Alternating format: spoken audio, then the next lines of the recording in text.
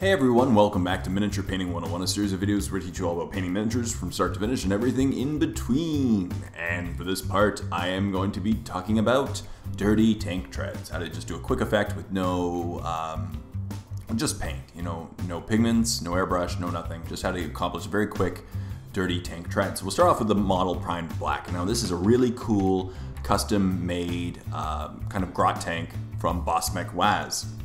Thank you so much, Bosmek Waz, for supplying the model. And today I'm going to be painting the treads. We'll start off with lead Belcher, of course. And the reason why I start off with priming it black is because silvers sit on top of metallic. Metallics tend to sit on over black the best, so it has the best shine. Of course, we're going to quickly deal with that later. For dirty tank treads, you don't want a lot of shine because they're dirty. So we'll start off with, of course, giving just a nice solid coat of lead Belcher over the model. And as I said, this one won't involve any pigments. I'll show that in a future video, but it was just asked for me by a subscriber how to do tank treads with just paint and quickly. So as you can see, I'm just getting a nice solid coat of lead Belcher over all the treads, making sure not to get on any of the tank itself.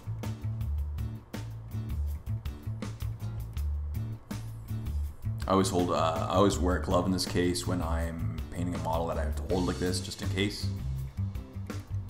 As you see, I'm just using a nice large brush, and after that it was completely done. I then want to use my go-to dirty shading, which is a 1-to-1 mix of non-oil and Agrax Earth Shade. I haven't actually showed this combination in a Miniature Painting 101 yet, but it's actually what I go straight to if I want to have a dirty metallic effect.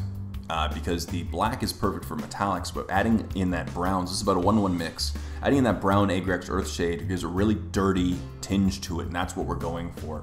Now you can stop after this if you want, but I like to then highlight up with some dry brushing, so that way it has some nice, if you look carefully, it has some different browns in it and some variation in the silvers.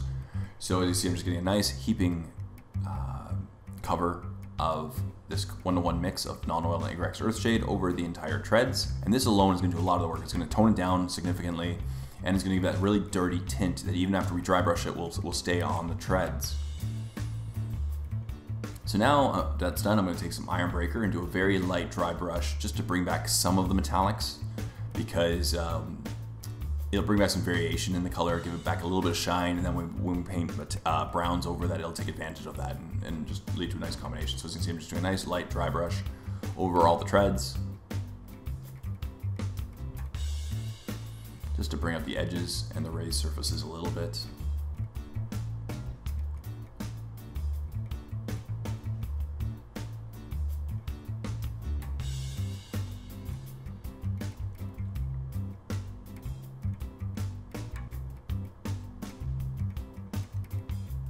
As you see, I kind of have to frequently reload my brush.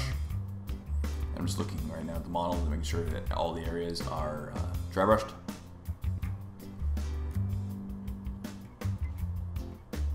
And when it's completely done, see, I just have to load my brush a couple times because I'm doing such a light dry brush. You want to keep your brush pretty light on the pigments.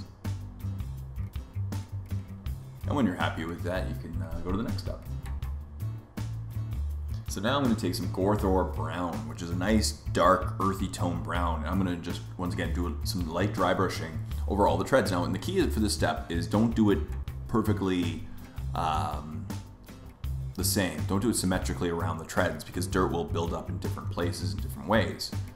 But what this will do is, as you see, this dry brushing alone will really bring back the dirty earth tones to the treads, especially in combination with the Agrax Earth Shade non-oil shading. See, and then I'm just taking some Main-Blade Brown, and I'm going to just once again do a light dry brush of certain areas. This will represent the more drying dirt as opposed to the other, the Gorthor Brown, which will represent more fresh dirt. And you see, I constantly just have to reload my brush because of the light dry brushing. But as you can see, it's really dirty now. It's starting to have a lot of earth tones to the shade. It's really dirty and has a lot of browns to it, has some metallics. And this is what I typically go for with my dirty treads. And it wasn't hard at all to accomplish. You just kind of frequently have to reload my brush because of the light dry brushing. Work your way around the treads. Don't do it symmetrically. As you can see, I even do it on some angles. So that way, once again, it comes off as It's a variation. And that's it. And when it's done, here's what the treads look like. As you can see, it has a lot of dirty browns to it, has metallics, and that's what I wanted, a more realistic, dirty tread tone. It didn't take any pigments, any airbrushing, was very easy to accomplish.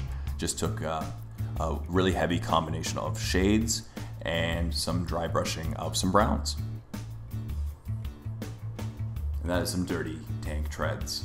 Once again, thank you to Boss Maz for supporting the model. And as always, a huge thank you for watching this episode of Miniature Painting 101. I really hope you enjoyed it and learned a bit. So stay tuned for next week's episode, part 140, which is just around the corner. Leave comments in the comment section down below for what you want to see in future videos, and I'll do my best to make sure that every suggestion happens. So a huge thank you for all you people for watching my videos, and until next one, this is Jay saying, happy painting, everyone.